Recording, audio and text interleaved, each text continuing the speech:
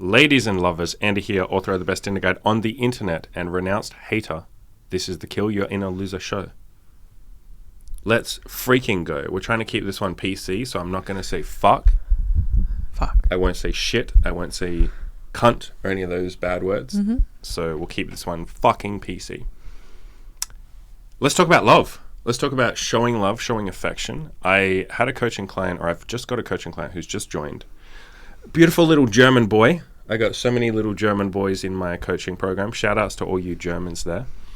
And one of the things that he said, and this is, something that quite a few people sort of struggle with. He's in a relationship and he feels like he has difficulty showing love.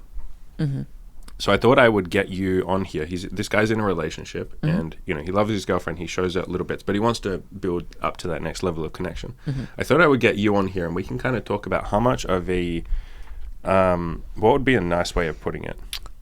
Train wreck of a human being. Whenever you speak about when we first met, it's generally done in an unflattering way. Yeah, so the nicest way I could phrase it is like you were very averse to love and affection. Yes. And to be fair, I was a little bit, but I was nowhere near as like train wrecky as you were. Sure, but you still expressed that you were not doing the emotions or relationship thing.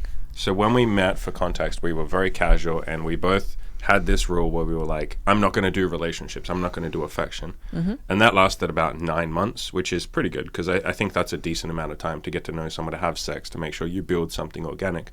We didn't rush into anything, but at the start you were very like affection and love, and not that we were in love in the first like 3 or 6 months, but showing any sort of affection was very difficult for you. So I want to start with that. Like we would go out, you and I would be like walking around and you would, and this is, like a couple of months into dating each other casually, you would reach for my hand and you would hold my hand and then you would just hold my hand for a little bit. Yeah, and you weren't actually an asshole, but like you were the one. When am I ever an asshole? No, you were the one that was being teasing and would point it out to me. I'd be like, oh, you're holding my hand now. And you would immediately get really self-conscious and be like, no, I don't want to do affection. Pointed it out. You were like, I don't want to do affection. I'm not allowed to hold hands. You had this rule in your head, which a lot of girls have this sort of rule in their head. A lot of people do. One of the girls that we're seeing right now, she said that she dated this guy. I mean, it wasn't really dating. They slept together for a couple of weeks. And he was just like, he had a rule in his head where he's like, I'm not going to show any affection or I'm not going to be emotionally available. A lot of people put up these strong boundaries, especially with casual relationships. And they think if they just don't do any sort of affection, or they don't like cuddle in bed after sex, or they don't share any part of themselves, they're like, then I'm keeping myself safe. And really, that's no way to live. That's not a very, like, what would be the point of doing, it's like doing rock climbing, but saying, I'm never going to climb more than like 1 meter off the ground because that's risky. Or it's like saying, I'm going to play tennis, but I'm only going to play for 5 minutes because I might get sweaty. And so holding back any sort of affection or any sort of vulnerability or feelings is just, you're missing out on the entire point. Even in a casual relationship, you're missing out on the entire point of sex or the entire point of connecting with someone. But back on topic. Yeah. You very much had that rule. And coming back to like how I was at the start, I think, and we've said this before, while I said that it wasn't something I wanted, the fact that I was holding your hand, like I clearly wanted it, and that's affection, what I mean, people lie to themselves. And I liked how it felt, but there was a lot of fear around it, and that's why there was this kind of back and forth, or my words didn't necessarily line up with my actions. And so ultimately I was open to the idea, and it obviously took a bit of work and opening up and a bit of crying. What else? Was there a substance that might have helped? There was as well. And yeah, it certainly took a bit of work, but eventually it was like, it did feel as if I'd opened myself up to something that was was amazing. And it just felt nice to be affectionate. And I think you mentioned before, the girl that we're seeing at the moment is a great example of somebody who is just super open and super affectionate. And it feels so nice for everyone involved. And it's like nothing, of course you open yourself up to the idea that, or you open yourself up to the possibility of your heart getting broken, if you want to phrase it like that. But that comes with the opportunity to have so many nice things, the love and the affection and just being able to open up and let go around another person. Mm-hmm. And even when you say, you open yourself up to heartbreak and having your heart broken, I fundamentally disagree with that. And I think you do too. That's people telling themselves stories. You want to get your heart broken if you, one, had expectations that didn't get met. And then my first question is, why the fuck did you have expectations? Why were you trying to predict the future and say, I hope this turns into something, or I hope this person stays with me forever, or I hope they never lose attraction to me, or I hope they always give me what I want. It's like, that's not intimacy, that's not connectedness, that's not love. That's some sort of like weird fucking contract where like that's conditional love. And that's not really what we're aiming for here. And again, this applies to casual relationships. Every casual relationship you go into, as best you possibly can, try not to have expectations. You might have some, that's fine. Like, it takes a little bit of practice to let go of them. But essentially what we're offering you here is, if you can let go of your expectations and just meet people as they are, and whatever they want to do, as long as you want to do it as well, like you both come together and you share that. If you can let go of these expectations, we are offering you, drumroll please, abundance mentality. That's what abundance mentality is. It's not having expectations of any one person giving you what you want, and it's giving yourself the things you want. That's why I say that's why we say focus on your self-improvement. Have lots of friends, have hobbies, have a mission going on, men and women. Like, make sure that your life is busy and that you handle your own needs and you give yourself the things that you want, the validation, the respect, the entertainment, all of that kind of stuff. And then someone else, whether a casual or a serious relationship, is more just like a nice little bonus on top of that. And so how could you ever have your heart broken if you're handling your own needs? That doesn't even fucking make sense. It's like, and I'm not criticizing you because I know that you agree with me on this. It's the story that people tell themselves of like, oh, I'm afraid to have my heart broken. And it's like, why would your heart get broken if the other person is a bonus? That's like saying, man, my life kicks so much ass, and you know what? This morning I feel like going and having some pancakes because I love pancakes. Oh, the pancake shop is closed. Cool. I don't give a fuck. My life is amazing. But you would be disappointed. Maybe your heart would be broken if your life was going kind of shit and you were kind of depressed. Like, this is going to be the thing that makes it better. If you had expectations on the pancakes. Yeah, this is kind of a bit of a tangent, but I have done something similar with like food. Like I'll be having a really bad day, and you go, and I tell myself, if I just get this thing that I really like, this will be it, and at least I get to have this. And then it's for whatever reason like not available, and then I get like very upset about it. Yeah, you open yourself up to have your heart broken all the time when you have all of these stories and expectations. And I think another like point to add on the idea of like keeping yourself closed off, and obviously like I think that's why a lot of people do it. They aren't emotionally available, or they don't let themselves get feelings, or they keep other people at arm's length so that they protect themselves. But in reality, I don't think I've ever spoken to someone someone candidly where they have said like, no, this works for me. I'm really happy keeping people at arm's length. I've never found anyone in my entire life. This is super peaceful and like nice for me. It's always, I get the impression like quite a lonely experience. Because you're not doing it out of love. And I recommend you guys read a book called Letting Go by David Hawkins. And he has probably the most interesting or the most useful part of the book is that he has a hierarchy of emotions. Like, he ranks all of the main emotions, and so at the very bottom is apathy and depression. That's the lowest state that any human being can be in. It's worse than anger, it's worse than hate, it's worse than vengeance, it's worse than pride and ego, it's worse than arrogance, it's worse than everything, because at least those other emotions, like anger, in anger you will still take action, you will do some things. In apathy and depression, you don't even want to fix your life. It's the lowest state, like energy state that you can, it's the least productive energy state. You could phrase it like that. Anger is above that. It's still not a great state to be in. I think we all know that, but it's at least semi-productive. Above that is like, or somewhere in there is like fear. Fear is below anger. So there's all these different emotional states ranked, basically.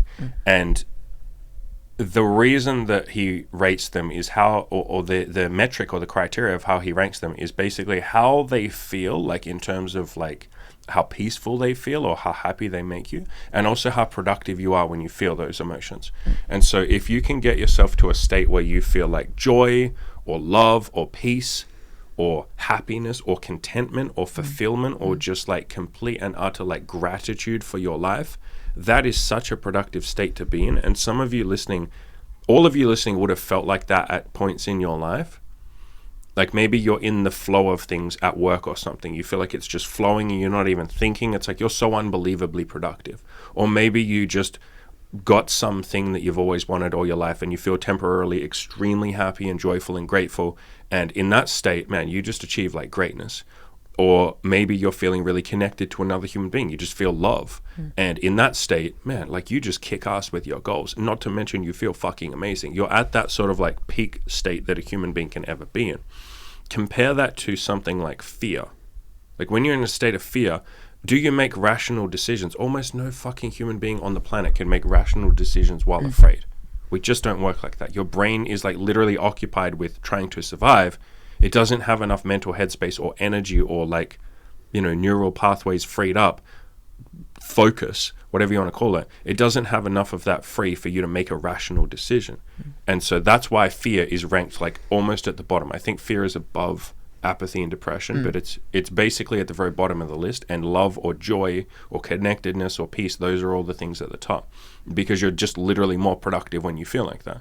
And so the point that I'm getting to is if you're making a decision based on fear, you're probably not making the most rational decision. I think we all kind of understand that concept, right? Were people rational over 2020 and 2021? When they were afraid of a virus, were they rational? Fuck no, they were not rational. And so we understand that when we're fearful, we make irrational, silly decisions. Decisions that we often, we think if I wasn't afraid, if I was just feeling peace or happiness or just contentment, I probably would have made a better decision. And so when you're making these decisions based on fear, you almost can't trust yourself. And the people who say, I'm afraid of feelings, so I'm going to close myself off, that's probably not the best decision that they could have made. It's probably not a rational decision. It's probably not going to get them the things that they want, which for most of us is like sex or connectedness or, happiness or joy or, exploring a sexual bucket list or seeing what your body is capable of or love or a relationship or maybe marriage and kids. You're probably not going to get that if you make decisions based on fear, are you? Because fear attracts fear. There's that saying, like attracts like. And if you are a fearful person, you're going to attract someone else who's fearful and neurotic. You're not going to attract someone who is loving, peaceful, kind, wonderful, and all of that. And so if you're making those decisions based on fear of like, I'm afraid of letting my feelings out, I'm afraid of being connected to other human beings, that's probably not the most rational or best decision for you. Yeah, absolutely. And you almost said you would attract similar energy. I think if anything, you would, maybe a better way of putting it is that you repel the thing that you want. Like there's a good chance you just repel like women in general if you're giving off that like fear, closed off energy. People are like, oh, I don't get on with this guy. Yeah. I'm not getting good vibes from him. Think about some of the girls that we have slept with. I won't even say dated because we literally only slept with them for exactly this reason. You can think of one in particular who starts with C.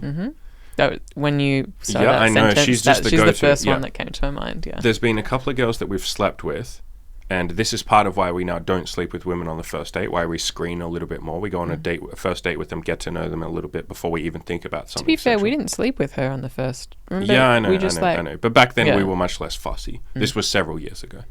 And so this girl in particular, and there's been quite a few others that I can think of, that are just like closed off from all affection. I had one woman who was like a feminist, like literally said she was a feminist. This is years ago, that slept with me. And immediately after sex, she sits up in bed, like freaking just crazy, just sits up in bed and goes, listen, I don't do any sort of affection. So if you're expecting that, like that's not going to happen. And I in that moment, I'm like, wow, great. You're going to have a fucking wonderful sex life, aren't you? There's going to be a great sex life. Like, even if we're just looking for casual sex, which at that point I was, and that's what she was, my immediate thought is like, I don't even want to fuck you again.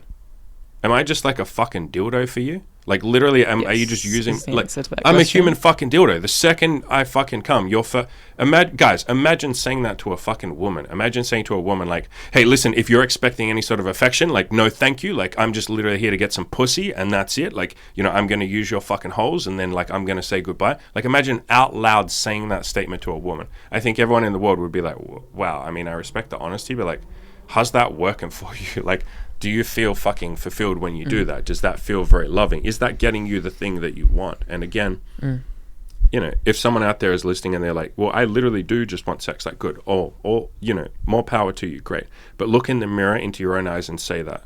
And if you look away for half a second when you say that, you're full of shit. If you can't look into your own eyes when you say that and you can't tell yourself the truth of whether or not you believe that, then you're full of shit. And if you do look into your own eyes and you genuinely say, no, I literally just care about sex, I don't want any affection, no, nothing, great. Like, go for what you want. I'm always going to be a big advocate of that. It's not up to me to sit here and, you know, moralize to you guys. I never speak morals or ethics or anything like that, do I? But, you know, I think most people want affection. Most people want love.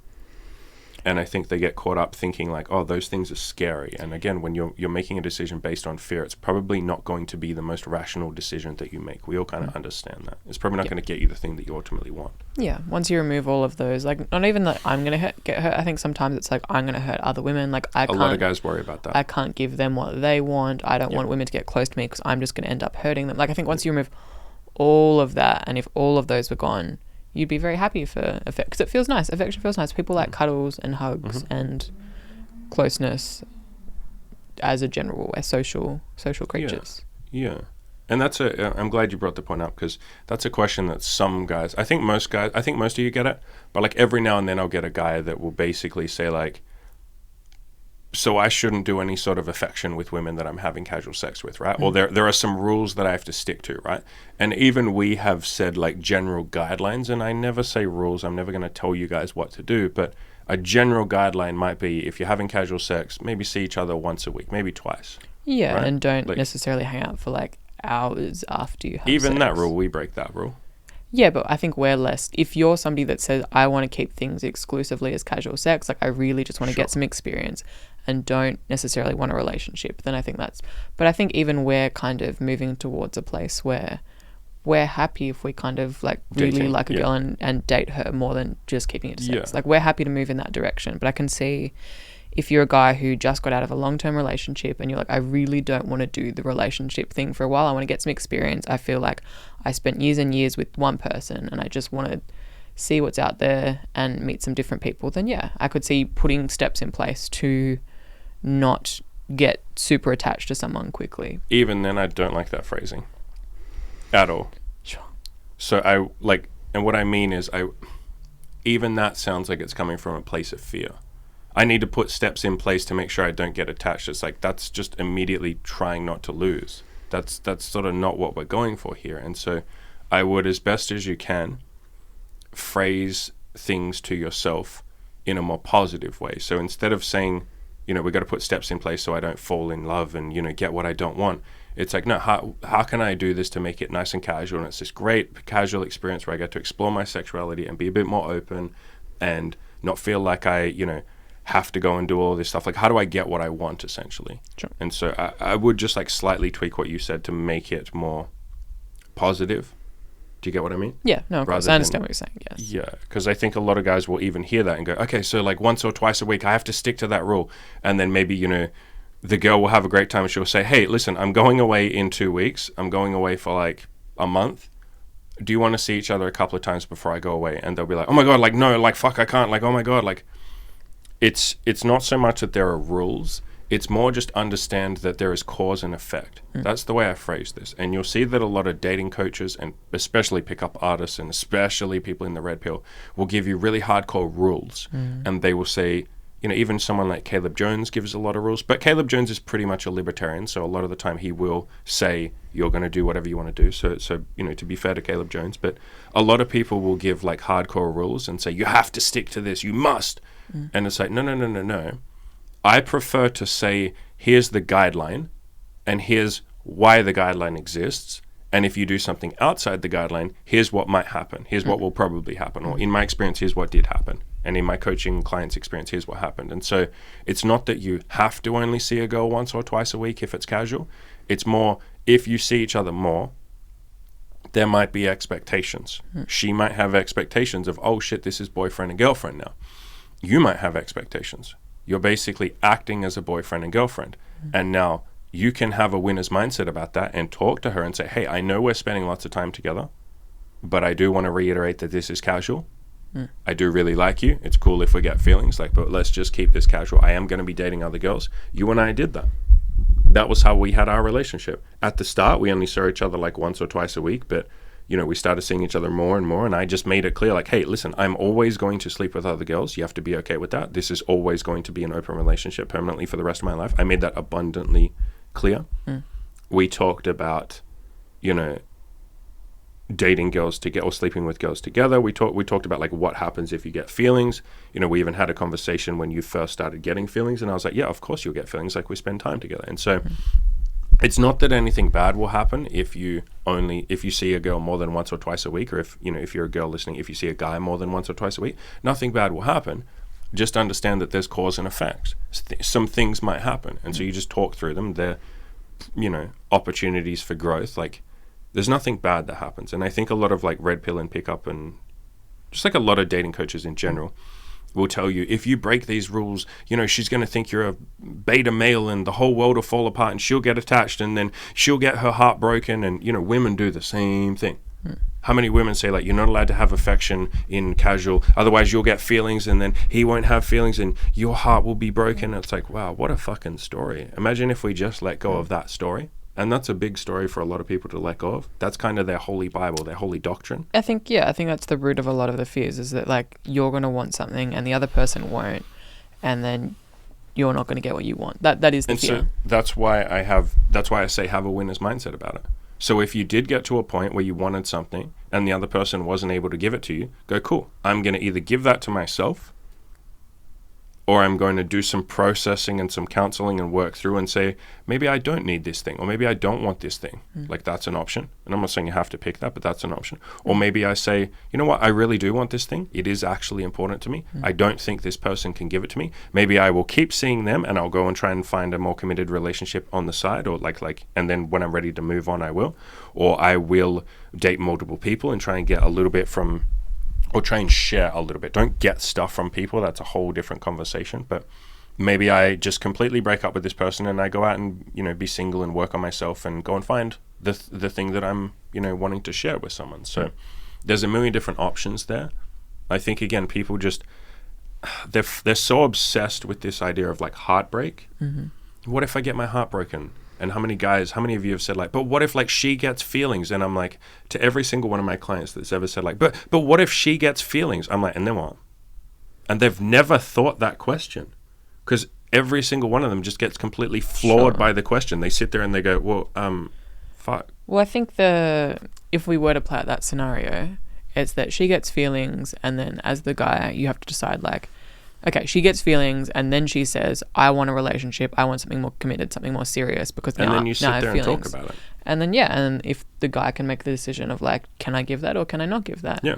And if you can't give that, then you probably part ways. And if you can give that, cool. Like that's nice. And that's the end of the scenario. Yeah. But guys haven't thought, or people haven't, and women do it too, like people haven't thought that through. And they go, oh my God, the whole world. But then I'd have feelings, and I'd love the person, and it would hurt so much. It's like, those are all just stories. Would it hurt? You tell yourself it would hurt, so it does hurt. But would it actually hurt if you didn't have that story? It would just be a girl that wants something and a guy that doesn't want to give it to her, so she'll just go find someone else that wants it. Or it would be a girl that really loves a guy and can just fully, have a lot of feelings for him and be grateful for him and all of that, and he just doesn't feel the same way. That's it. And that might seem cold. No, it's the most loving and freeing thing that I could ever fucking tell you. That's the point. For more on this, and maybe I'll leave a link in the description to this book, I would read I Need Your Love, Is That True? By Byron Katie. And she talks about this a lot, everything I'm saying here. She talks about abundance mentality, not needing stuff from other people, expectations and stories and all of that stuff.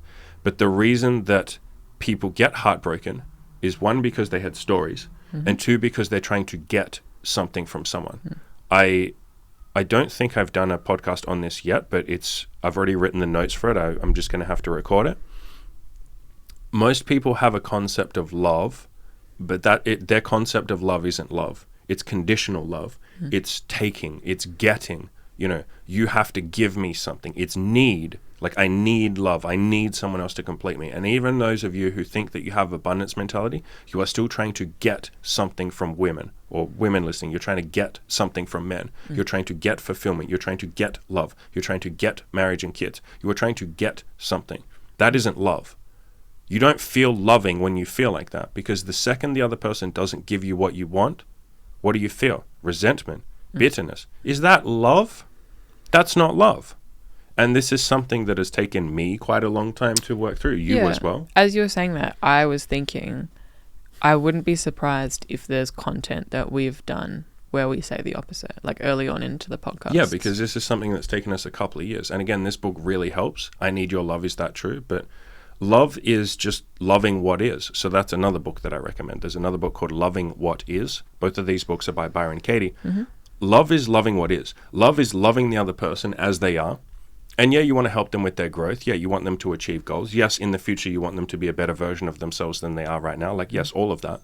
But you love the current version of them right now without wanting to change that current version. If you want to change that version, or if you want to get something from that version, that isn't love. And again, this took us quite a few years, probably 3 or 4 years. It's probably only in the last 6 months or a year that we've come around to this version of love where it's completely fucking selfless. And it took me a little while with my coaching clients as well. I didn't fully love my coaching clients. I wanted something from them. I wanted validation. I wanted a good testimonial. I wanted them to change. I wanted them to, reach their goals. And sometimes it's not ill intent. It's literally just it comes from a good place. I want them to succeed, but that wanting can often get in the way of... You're not fully loving the person when you want something from them. Because again, the second they don't give it to you, you feel resentment. That isn't love. Imagine if hey, I'm about to say this, but this is how a lot of parents feel towards their kids. They love their children unconditionally until they don't. That's not unconditional love. They love their kid until the second the kid is tired and grumpy, and then the mother just fucking hates that kid. They love the kid until the kid's like, Daddy, I want to go for a walk though. And then they're like, you little fucking shit, get in the car. Like, how dare you how dare you want something? Like, how fucking dare you want what I don't want? So many examples of parents that do love, kids that get into drugs or go to prison, and the parents will just love them. And so I think there's also so many examples of the opposite, and that's what we're talking about. That there are plenty of examples of parents that just my parents. With all the shit that I went through and everything, my parents loved me unconditionally through that. That was very nice to fucking find. That okay, even when I fuck up really badly, they will still love me. They won't like me in that moment. They really fucking didn't like me when I was having some of my breakdowns and shit. And that applies in a relationship too. There's been times you and I don't like each other, a million times. Yep. I'm going to do a separate podcast on some relationship tips that I learned from my mother. And the biggest relationship tip I can give any of you is you won't always like your partner. You won't. Yep. But the mission is to love them. The mission is to be okay with where they are right now. And you still help them, you still help them change. That doesn't mean accepting, abuse or something like that, but don't hate them for abusing. Just go, hey, they're and that's a separate topic. Maybe we won't talk about abuse because that's a separate topic. I'll do a whole separate video on that. But the point here is loving the person as they are, wanting growth for them, wanting to help them improve and all of that stuff. If they want that themselves, you can't force someone to change. But back on the original topic, a lot of people have a concept, and we did for the first 3 or 4 years, probably 4 years, this concept of, if you love me, you will do what I want. Or if you love me, you will give me what I want. How many of you listening, if you actually explore some of the ideas you have about relationships or marriage or love or even just casual sex, you think, if this person really cared about me, they would do what I want because it's important to me. And you justify and you say it like that. You're like, no, but they know how important this is to me. They know that this is a boundary for me. No, they know this is important. They should give me what I want. It's like, should they? If it's so important to you and you want it, you give it to yourself. You either actively give it to yourself, which a lot of the time is the answer. Or if it's not, it's an expectation that somebody else do something and that's what you want, then you re-examine putting your happiness in the hands of in the somebody hands else. of someone else, yeah. Giving someone else the power to make you happy or unhappy. Because that's what you're basically saying. If you're saying, if you loved me, you would do this. Or a woman that really cared about me would do this. I mean, God, like how many stories are there like that? You've one of your friends is like that, your female friend. She's like, you know, if men really respected me, they wouldn't want sex. And like, what a fucking story. People are going to do what they're going to do. And so if you have this expectation of like, you know, if this person cared about me, they do what I want. Or if they respected me, they do what I want. Either give it to yourself, the thing that you want, or if it's something that you can't give yourself, like genuinely you might not be able to give yourself sex. You can give yourself connectedness and intimacy and love and validation and all of that, but maybe you can't give yourself like actual penis goes in a vagina. Sure, maybe you can't give yourself that. Reasonable. If this person that you're with can't give you that and doesn't seem to want to give you that, then go find someone else that will. And that's what we're talking about here. That's when we say this abundance mentality. People will sit there and argue with reality and get frustrated and feel bitterness and manipulate and lie and say things that don't line up with their own integrity. And, you know, they'll go like, you know, if you really cared about me, you'd put the dishes away. Or like, honey, I've told you how important this is to me, and yet you don't do it. And then you'll tell stories of like, oh, well, that means you don't care about me. You don't respect me. You don't listen to me. And I had so many of these stories in the first couple of years of our relationship. And it's about working through each one and saying, well, is that true? Or if it's so fucking important to me, like here's one. You never, and I've talked about this before, you never even listen to that story. Quite a few times you don't reset the microwave, or you open the microwave before it's finished counting down. And so then when the next person comes to use the microwave, it won't work. Like if I push the start button or I try and enter a time, it won't work. You need to hit reset. Yeah, I have to reset it and then start, because it still had like 2 seconds left on the clock. And for a couple of weeks, I was like, Imi, come on, I've told you this. This is important. Can you please, like, it really bothers me. Can you please, when you come over, like, reset the microphone? To be fair, I don't do it 100% of the time. Yeah, when I remember, I don't do it. And then at some point in my brain, I was like, wait, why do I give a fuck whether or not she resets the microwave? Why am I acting like a little fucking, like, crybaby because she doesn't reset the microwave? If I want the microwave reset, and I'm the one that wants it, she doesn't, she's quite happy having the microwave stuck on too, right? She doesn't give a fuck. She's very happy about that. That's like peace for you, right? You're like, no, I love leaving the microwave half done. That like brings me fucking joy. Or like I get wet when I'm like, my little fucking vagina just drips down my legs when I leave them, when I leave the microwave still on. And so I was like, if I want the microwave turned off, why don't I just turn it off? And then I was like, oh yeah, fuck. I've wasted like fucking so much time trying to ask her. And again, in a relationship, you can ask for what you want, or a casual relationship. Ask for what you want a couple of times. Like, yeah, be a bit persistent, sure. Like, we're not saying just like never ask anyone for what you want. there's the chance that the other person can give you that. Yeah, of course. So try. But if you try enough times, like I think I'd ask like 10 or 15 times. If you ask enough times and you genuinely try, again, we're not saying to be passive. We're not saying to not try. But you ask 10 or 15 times or 5 times, and at some point you're just like, wait, why don't I just solve this problem? And it's never been a problem since, because it's like, yeah, I just turn the fucking microwave off. Yeah. Other things that you do, you leave the dishes, and it's not even that you do it, and listen to even the way that I phrase it, the way my ego wants to phrase it. You operate differently to what I do, and my ego will say how that's wrong. And yours will do the same thing. Yours will say, no, Andy's wrong. And so, again, you can ask a couple of times and say, hey, are you able to give me this? Or it would mean a lot to me, or I'd really appreciate it if you do this. And if the person genuinely tries, or if they have integrity enough to say, like, listen, hey, I don't want to give you that, or I'm not able to give you that, or I don't wish to give you that. Or like, hey, I hear you, I understand, I'm not 100% sure I can give that. Which I've said to you quite a few times. You've said to me, and I'm like, I really want to be able to give you that, but I know myself, and I don't think I can commit to that. I don't think that's something I care enough about to give to you. I'm sorry, I just don't care enough. If you can just answer that with integrity and honesty, or the other person can answer it with integrity and honesty, then you're freed up to go, okay, can I give that to myself? And a lot of the stuff that we stress about, like, you know, I want love, I want respect, that's basically what people want when they're afraid of being too affectionate, or afraid of love, or afraid of commitment or something.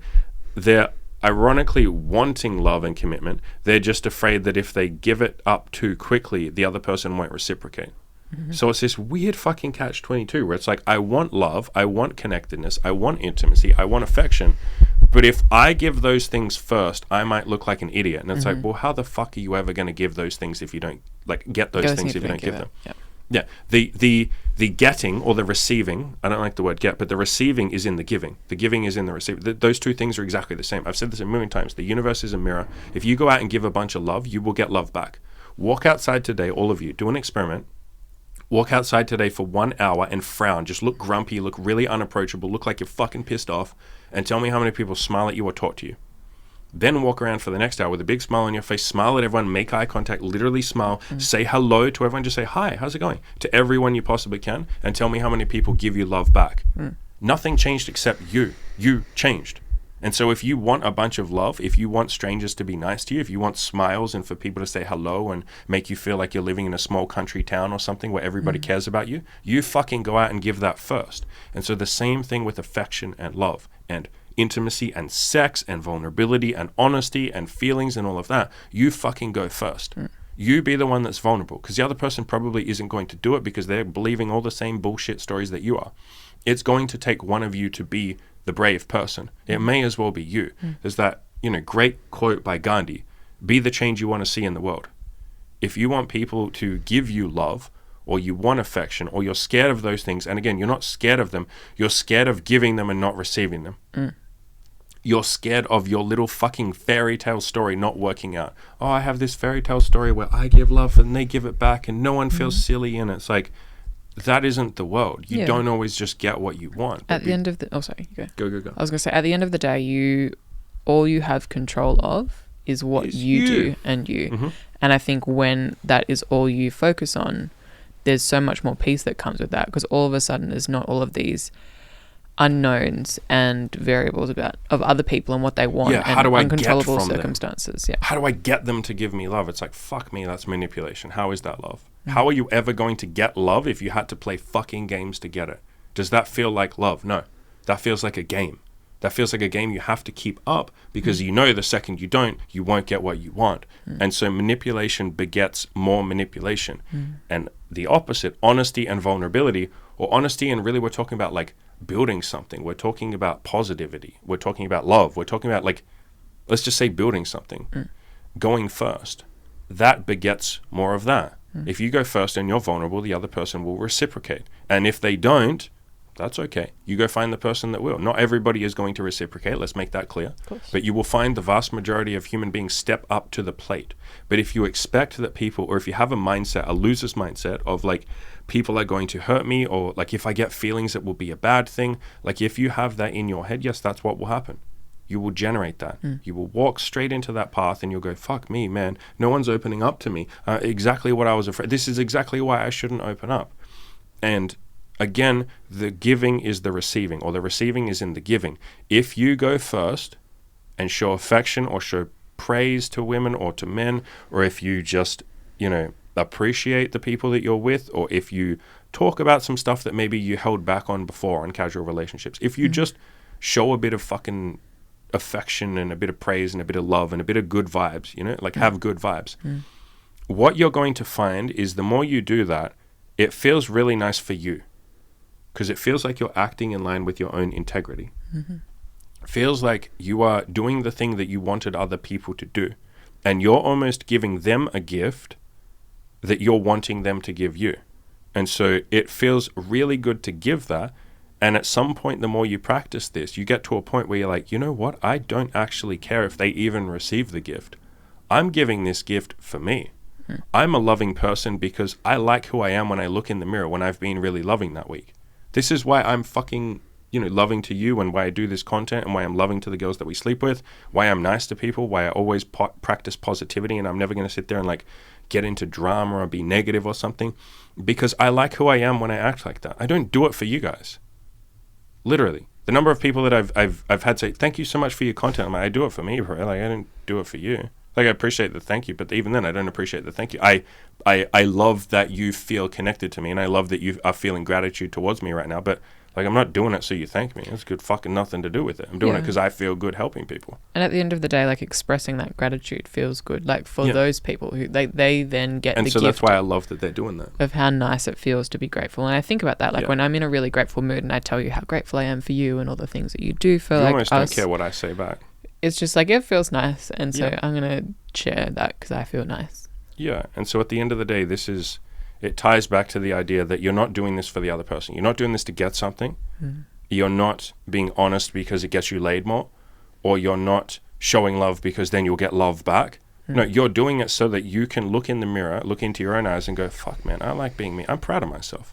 I like who I am when I act like this. It's integrity. It's so you can walk around outside and hold your head up high. And, you know, if you ever have a bad day or if someone is mean to you or something like that, and no one's ever really mean to you, they're mean to themselves, because it feels pretty mean when you say something mean to someone else. You're doing it because you believe some stories or some negative thoughts and you're in a bad mood and you're lashing out. They weren't necessarily targeting you, even when it feels like they are.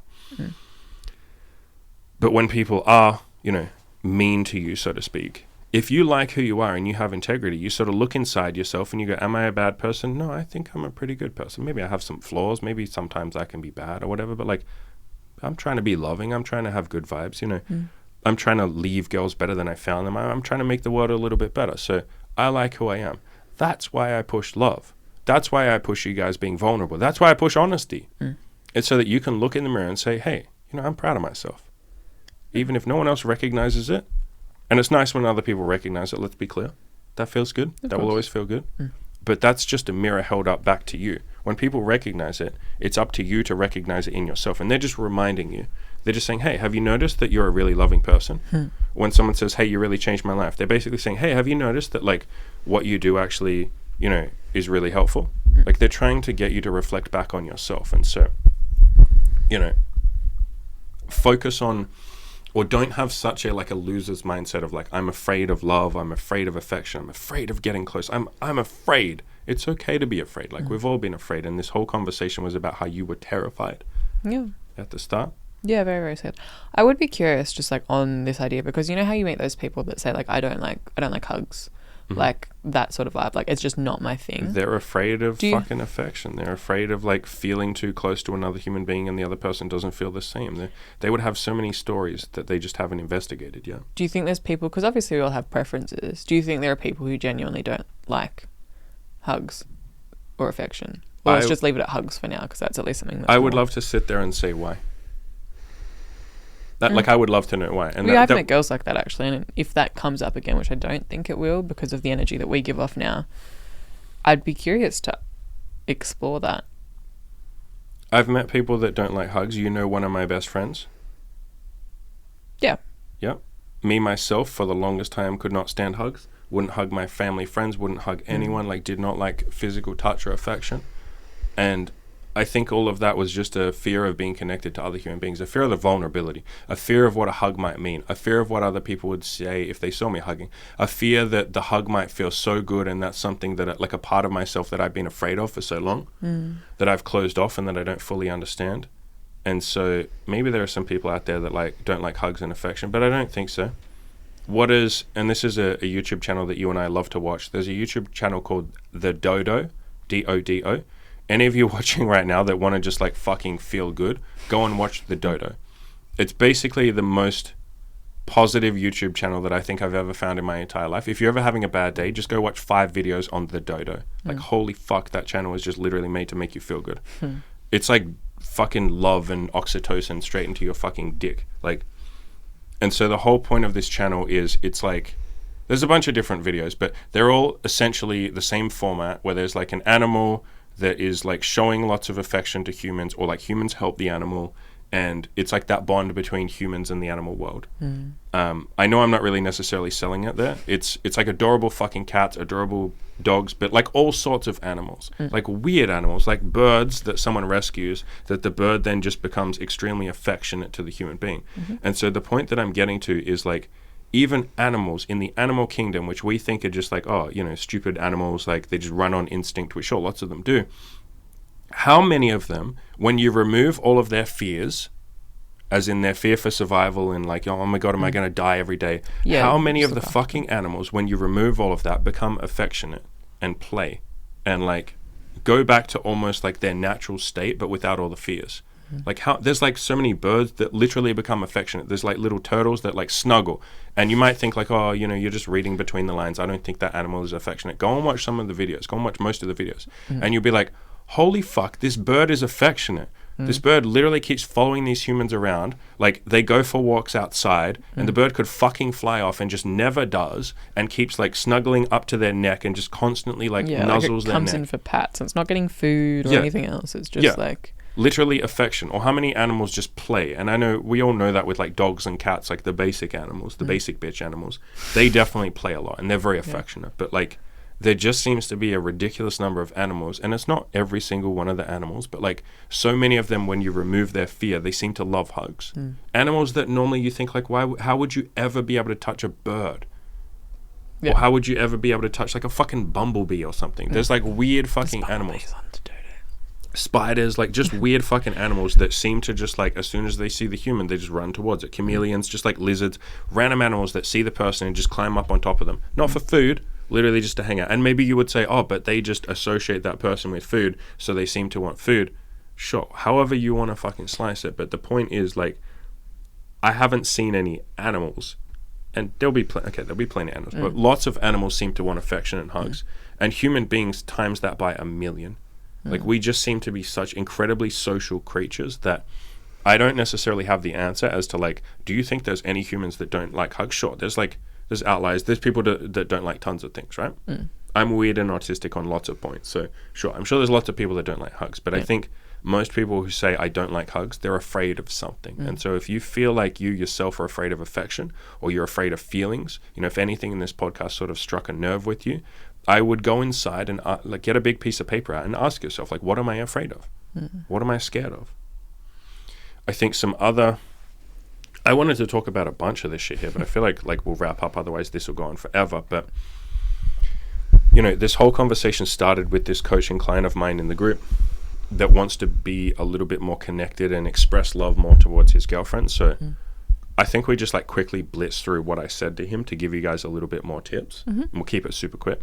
So I said to him, you don't have to, he said, I have difficulty showing like love and showing my affection. I said, you don't have difficulty showing love. You just haven't practiced it. It is something to actively practice. So I got him to write down a list of 20 things that he loves about his girlfriend. I got him to post that in the group. He's already done that. That was good. And I said, just share one thing with her every day. And so those of you in a casual, even relationship, you can just do that. Like, it doesn't have to be every single day, but like every time you see the person that you're sleeping with, just give them one little bit of praise. During sex, how much do I fucking praise during sex? Like, all the time. Like 50 freaking times during the sex. Like, you're so hot, that's so good, you're so good at that, you're doing such a good job, holy shit, you're turning me on, like, your lips feel so fucking good, God, you're gonna make me come, you are so fucking incredible. Like, just little bits of praise like that. So that helps you feel more connected to the other human being. That shows you that like nothing bad will happen if you catch feelings. That shows you that feelings actually feel pretty good. And this is something that we've talked through with this girl that we're seeing. You know, we had a couple of big conversations with her where I was like, yo, like, you know, we're super affectionate, we're super praising, like, we're always just going to say what we mean. Like, we even had a little chat about feelings, remember? And we said, like, people have this weird thing about feelings where they're terrified, nothing bad will happen. Sure, yeah, I remember saying that. Yeah. And she was like, okay, like, good, that sounds good. And she's been, like, so incredibly open and affectionate, like, holy shit. Yeah, she's the most affectionate girl I've seen. There's one other, starts with M, that I think might have been right up there. You probably just don't remember because that was so long ago. And you saw her on your own quite a few times, so I don't necessarily. She was pretty fucking affectionate, but this girl we're seeing right now is like probably, maybe the most affectionate girl we've ever seen. And that just comes from us like starting that conversation, which is funny because she has only ever had really casual relationships. She's only young. She's like 19. Or is she 20 now? No, it was cute actually because when we were talking to her the other day and we were in bed and we'd ask like, oh, she's like, no, I saw some people for a little while. And we're like, oh, how long is a little while? And she was like, you know, 2 weeks. Like a week, like a couple of weeks. So like we saw each other for a week. I went away for a week. And then he went away for a week, but then we saw each other for a week after that. And I was like, oh, that's not. And I was like, that's not seeing someone. That's like having sex twice. So, and and she's very busy. I think that's a big part. And I don't think like sex and dating has just been a main focus for her, which it isn't for a lot of women. They're just like, they have the knowledge that there's like a million guys that would sleep with them or date them. And so it's not as urgent a thing as it is for us guys, where it's like we have something to prove. Women have nothing to fucking prove, right? Well, they have things to prove, but like everyone, yeah, you get what I mean. Things they want to prove. And anyway, so she's super fucking affectionate, which is hilarious because the point that I was getting to is all the other guys that she's dated, and I don't know how many that is. I'm going to guess like 5. That's a complete guess. But yeah, the guys that she's dated or really just slept with a couple of times, she said, like, I felt like I couldn't be affectionate, I couldn't share, I couldn't be vulnerable, I couldn't get feelings. Like, one of them literally said, like, I don't do feelings, like I'm essentially emotionally unavailable. And so she had this whole like closed offness. And how many girls have we remember that girl that we saw who was Asian, her name starts with T, and she told us like she had been in this long-term relationship with a guy for like 4 years or 2 years or something, like something decent amount of time, and they didn't share anything. And even during sex, they wouldn't talk. Like, he wouldn't moan. He was just like really silent during sex.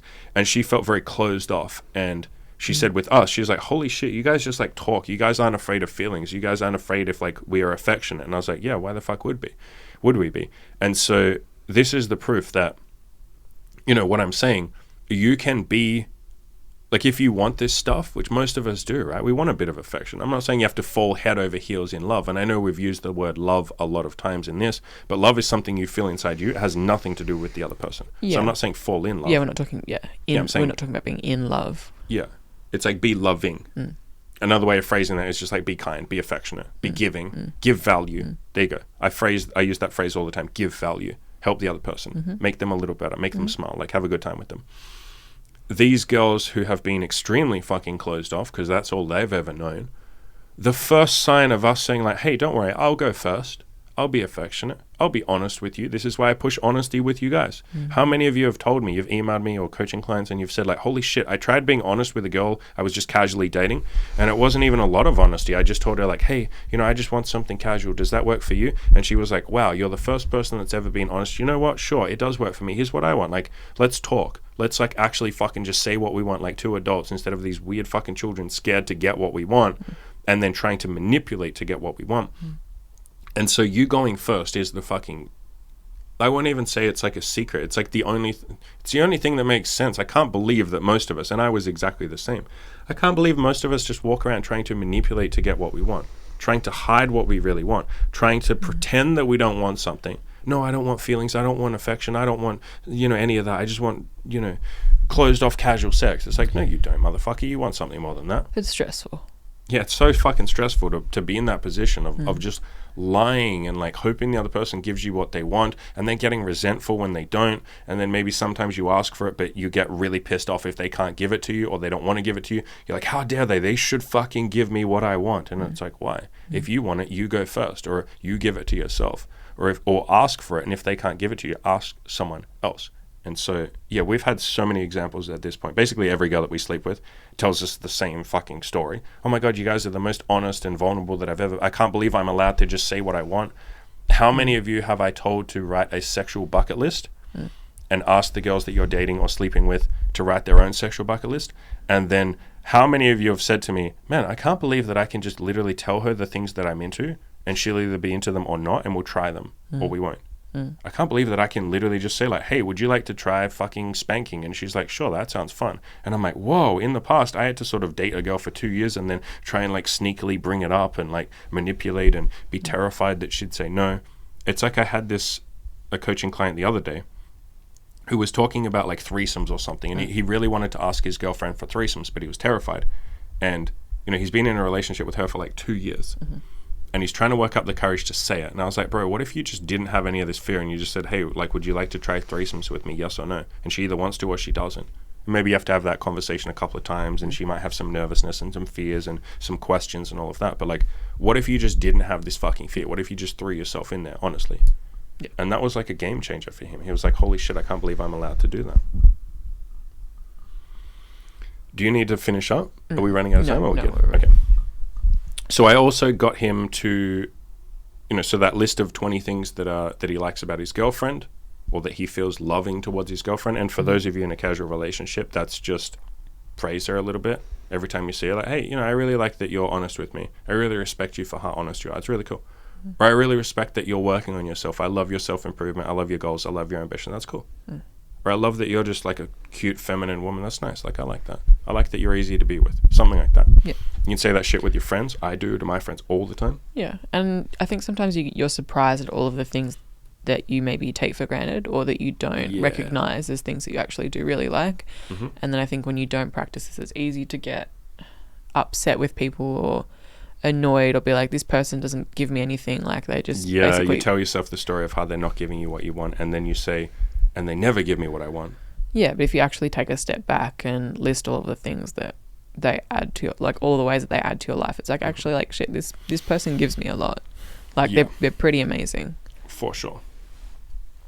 Yeah, it's like gratitude. Gratitude is like the kind of the cheat code for happiness. Then I got him to write a list of 20 things that he loves about himself, or I also phrased it as like, you can come up with 20 things that you're grateful in your life or that you like about your life, or why you think your life is good, or some positives in your life. So any of you listening, I would do the same thing. And, I said to him, it's okay if these lists take a couple of days, like, just work on it. Sometimes it takes a couple of months. But really what we're getting you to do here, and there's other strategies I'll mention in a second, what we're trying to get you to do here is just connect more with yourself, connect more with other people, connect more with the world. Just be more connected and less disconnected and less stuck on your goddamn stories of like, I can't catch feelings, that's bad, or I'm not allowed to show affection, that's awful, or I can't be honest because what if they don't like my honesty? And it's like, this isn't about whether or not they like your honesty. This is about, do you like who you are? Are you able to look into your own eyes? And this is the test. I would recommend all of you listening, go and do this. Go and look into the mirror right now. Look into your own eyes just for like a minute or two. Don't say anything. Just look into your own eyes. See what comes up. A lot of the time some big shit comes up where you're like, man, I haven't been honest. I don't like who I am. I don't like the way that I lie. You could ask a question in the mirror like, am I happy with who I am? Do I like who I am? Am I acting with integrity? Or is there some things that I've been doing that I didn't really want to be doing? Have I been letting people walk over me instead of like asking for what I want or saying what I want or like giving it to myself? Are there needs that I am not currently meeting in myself? Am I happy? Am I happy? Do I love myself?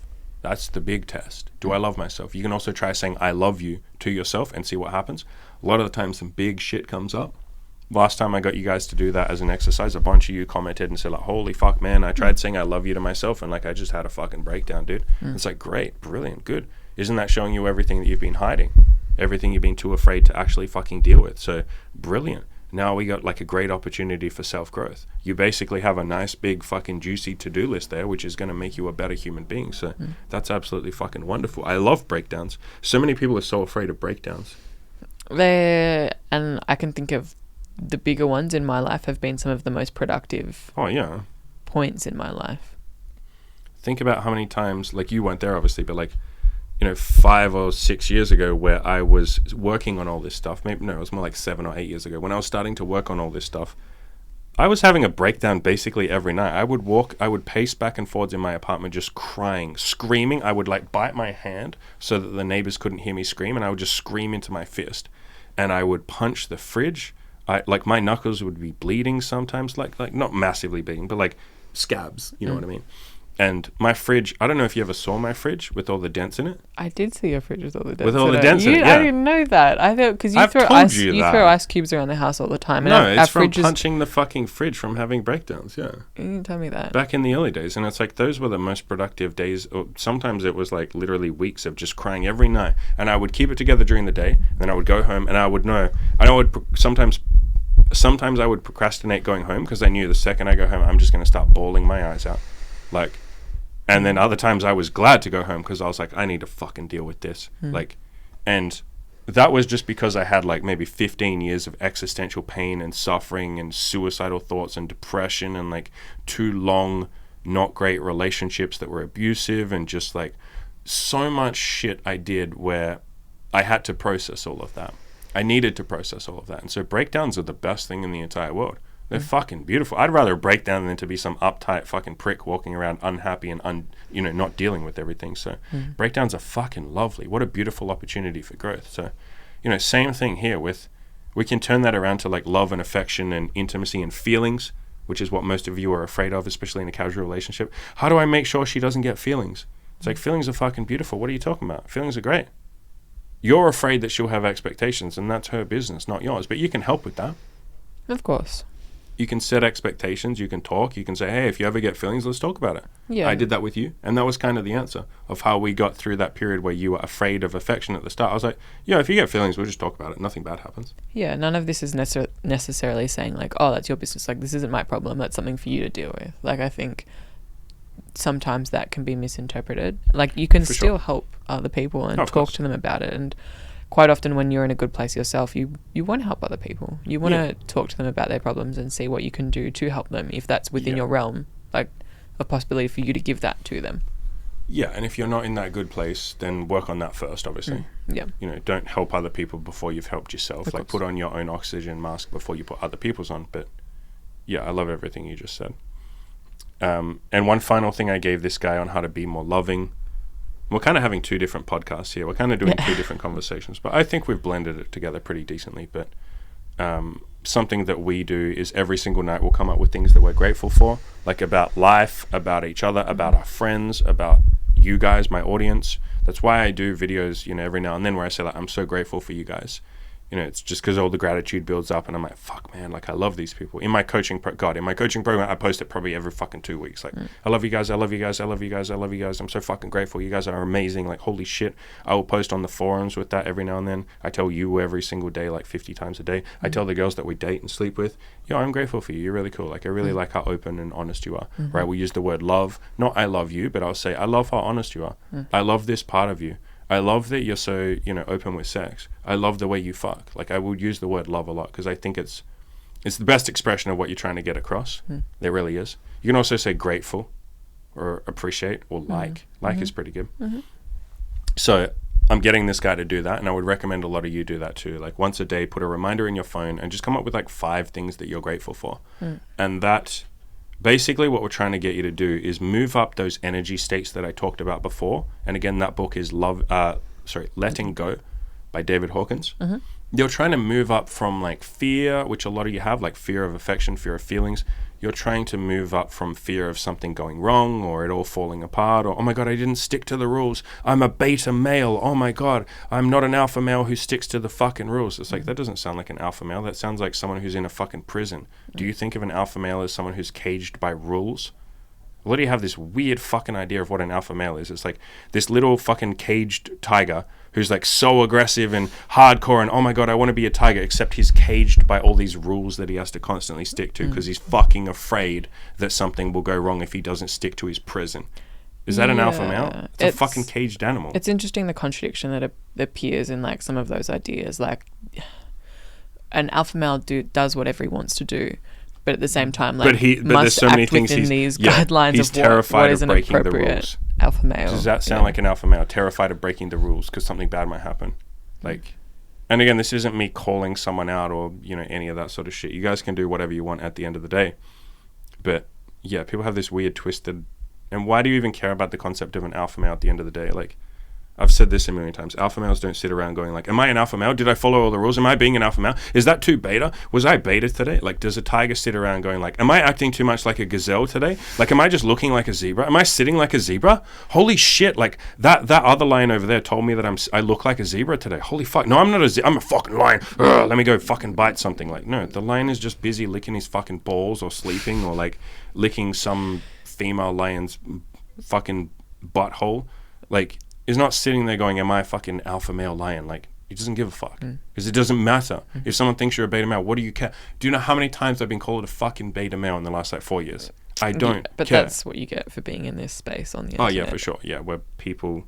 And I understand. You have a template or something you're trying to move towards, and when you're at the very bottom, or maybe you've just started your self-improvement, you have this notion of, like, I at least need to know where I'm going. And... the alpha male or the James Bond or the red pill, like perfect fucking alpha male, big dick god, like that's at least pulling you in the right direction. And so I understand moving towards that. Like I understand it's a nice stepping stone. You know, I'm not completely shitting on it, but yeah, back on topic. I'm probably doing a wrap up soon. Yeah, we'll wrap up then. All right, we'll wrap up here. I feel like we said everything we wanted to see. I will leave links in the description to Loving What Is by Byron Katie. Really fucking recommend that book. I Need Your Love Is That True by Byron Katie. I would probably read that book first. That's like everything we're talking about here, especially like things like abundance mentality and giving yourself the things that you want. And then the third book I'll give you is Letting Go by David Hawkins, particularly how he ranks the emotions. I would almost only read that book. I mean, read the book, but I would almost only read it just for the emotions so that you can say, oh shit, like, and he goes through every emotion and says why he's ranked them that way. Yeah. And a lot of you will think that an emotion like pride is a very good thing. And he makes a very fucking compelling case for why like pride actually holds you back. And so, yeah, I would read those 3 books. I will leave links in the description to those. If you would like a coaching call, I will leave links to those. Or if you want to sign up for my coaching program, I'll leave links to all of that in the description. Go out there, love people, and go out there and crush your goals. Go crush those goddamn mother effing goals, son and daughter.